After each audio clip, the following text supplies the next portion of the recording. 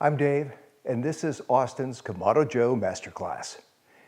Whether you're troubleshooting, looking for the perfect recipe, or want to know which accessories are worth your money, I've got you covered. Today, I'll show you how to find out if your thermometer is lying to you. Let's say you're set up for a low and slow cook at 250 degrees Fahrenheit, but your thermometer is off by 20 to 30 degrees or more.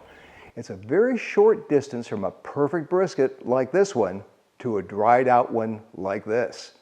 This is one of the biggest frustrations in barbecue and is often because of one small overlooked part. The good news is that there's a simple 5-minute fix, and I'm going to walk you through it right now so you can get back to grilling better and eating better, Texas style. Calibrating your dome thermometer is something that's easy to forget about.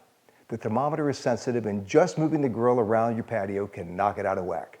Heck, I moved into a new house 3 months ago, and the 5-mile trip from one part of Austin to another threw it out of calibration. I discovered last week that it was reading 22 degrees too high. A difference like that is massive when you're cooking low and slow. The good news is that testing and calibrating a thermometer is quick, easy, and something you should do every 3 months. Think of it as cheap insurance. So the first thing that I'm going to do is cover this with a big piece of foil.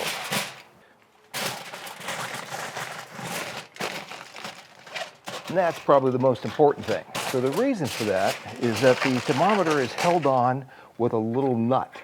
And you got to reach up there and unscrew it. And I think there's probably a lock washer on there as well. And if you drop them, you don't want to be fishing out of all that messy charcoal.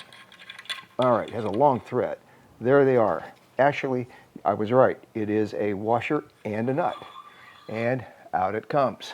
I'm going to use boiling water to test and calibrate the thermometer. Before I do that, I'm going to use a piece of 220 grit sandpaper to clean off the probe.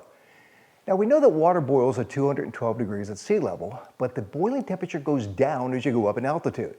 I live in the hill country of Austin, Texas, which is about 1,200 feet above sea level. To find out what temperature water boils at here, I inserted a probe from my ThermoWorks Signals device and measured it. Any good instant read thermometer would also work. Here, water boils at 208 degrees, so that's the target temperature that I will calibrate to. Use a pair of tongs to carefully lower the stem of the thermometer into the pot of boiling water. Hold it with the probe suspended in the water. You don't want it resting on the bottom or sides of the pot because that could throw off the reading. Let it sit there for about 30 seconds to stabilize. Now look at the dial. If it's not pointing squarely at your target temperature, it's time for a little tune-up. My thermometer thinks it's 230 degrees. That's off by a whopping 22 degrees. Remember, I'm measuring against my target temperature. Flip the thermometer over and you'll see a small adjustment screw in the back. You could use a small screwdriver, but it's easier to make fine adjustments with a 6mm end wrench or socket wrench. This requires very small adjustments. If your temperature is reading too low, a little turn to the left or counterclockwise should bring the needle up. If it's reading high, a turn to the right or clockwise will bring it down. Make tiny adjustments and check it again. Keep going until you've got it dialed in perfectly to that target temperature. It's as simple as that. If the screw is stuck or it turns and does not move the needle, it's time for a new thermometer. I would also get a new thermometer if there's moisture inside the glass. Once calibrated, it's time to reinstall the thermometer. First, get some disposable gloves because the inside of the dome is pretty dirty. Slide the thermometer back into the hole on the dome. From the inside, put the washer and nut back on and get it finger tight.